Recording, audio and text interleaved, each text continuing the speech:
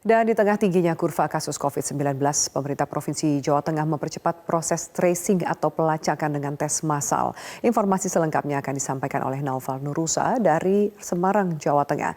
Ya, Naufal, bagaimana penanganan dan juga pengendalian penyebaran COVID-19 di Jawa Tengah? Sudah berapa banyak spesimen tes yang didapatkan di sana?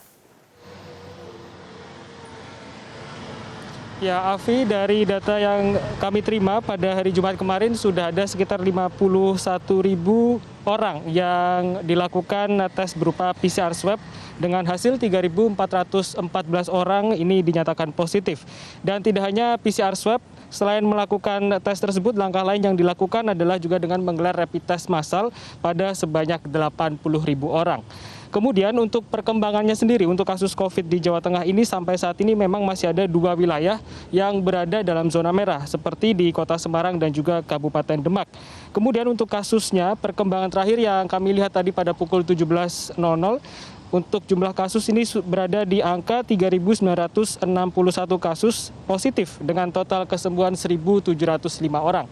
Apabila kita lihat angkanya memang ini cukup tinggi, namun Gubernur Ganjar Pranowo melihat tingginya angka ini murni karena memang proses tracing tadi tengah berlangsung sehingga dari data ini adalah dapat mencerminkan langsung kondisi sebenarnya dari Provinsi Jawa Tengah di tengah pandemi COVID-19. Untuk itu Gubernur juga menginstruksikan seluruh kepala daerah di Jawa Tengah guna aktif menggelar pengecekan massal COVID-19 agar percepatan penanganan COVID-19 ini bisa segera tercapai. Afi. Lalu bagaimana dengan daya tampung dan juga APD di rumah sakit saat ini? Ya, terkait dengan daya tampung rumah sakit, Gubernur menyampaikan bahwa sampai saat ini daya tampung rumah sakit di Jawa Tengah ini masih aman.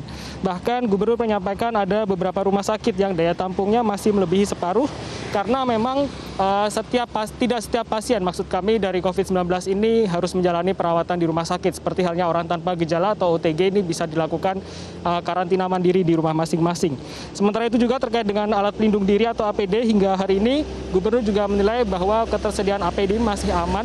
Dan untuk itu Gubernur meminta apabila ada rumah sakit yang memang membutuhkan tambahan APD, ini diminta untuk proaktif dalam mengajukan penambahan. Dan berikut kita simak pernyataan dari Gubernur Jawa Tengah Ganjar Pranowo berikut ini.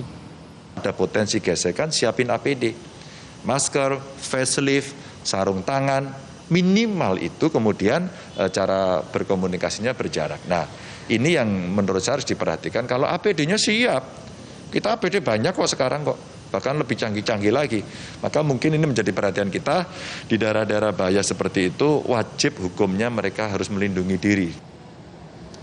Demikian Nafi, informasi yang dapat kami sampaikan dari Semarang. Kembali ke Anda di studio.